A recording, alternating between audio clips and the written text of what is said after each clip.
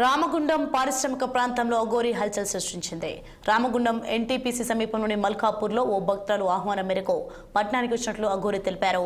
అయితే స్వయంగా తన కారులో వచ్చిన అఘోరి భక్తురాలు ఇంట్లో విందు చేశారు. పోలీసులు జనాలు పెద్ద ఎత్తున రావడంతో అఘోరి క్షణికావేశంతో పోలీసులతో వాగ్వాదానికి దిగింది. పోలీసులపై విరుచుకుపడి భూతు పురాణం పట్టించింది. దీంతో కొద్దిసేపు గ్రామంలో ఉద్రిక్త పరిస్థితి నెలకొంది. జనాలు, మీడియా, పోలీసులు చిందర వందరగా పరుగులు తీశారు. ఎక్కడ ఏం జరుగుతుందో అని భయంగా గ్రామస్తులు భయపడ్డారు. అనంతరం అక్కడి నుంచి నేరుగా పోలీస్ స్టేషన్కి వెళ్లారు. కారులో వెళ్లి ఎన్టీపీసీ పోలీస్ స్టేషన్లోకి ప్రవేశించింది.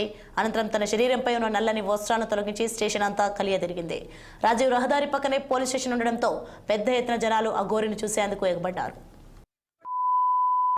ఆ దృష్టిలో పెట్టుకొని కొమరవెల్లిలో కూడా ఈ దాడి జరిగిన తర్వాత కత్తులతో నేను కత్తులతో చేశాను, నా మీద ఎవరు చేయరు. కానీ ఈ జరిగిన తర్వాత నేను ముందే ఇంటిమేషన్ ఇచ్చా. ఎందుకు ఇంటిమేషన్ ఇచ్చా?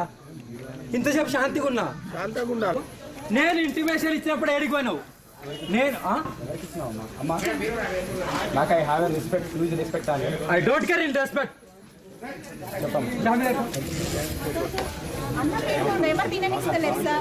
తినమరమ్మా, తినండి. 3 గంటలు కాదు, 5 hours అవుతుంది. ఎందుకు నీకు? అమ్మా నీతోటి మాట్లాడట్లేదు.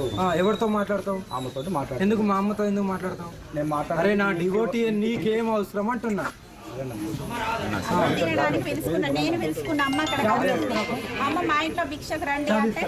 అవునమ్మా, ఇప్పుడు చూసావు ఎంతమంది ఇబ్బంది ఉంటుందా? అతను కూడా మాగట్లేదు, వెళ్ళిపోతుంటే తినేట్లు అయిపోయి మొత్తం దొరికితే నా గుండాలు దానికోసమే కదమ్మా నేను కూడా ఇప్పుడు ఇంతమంది నా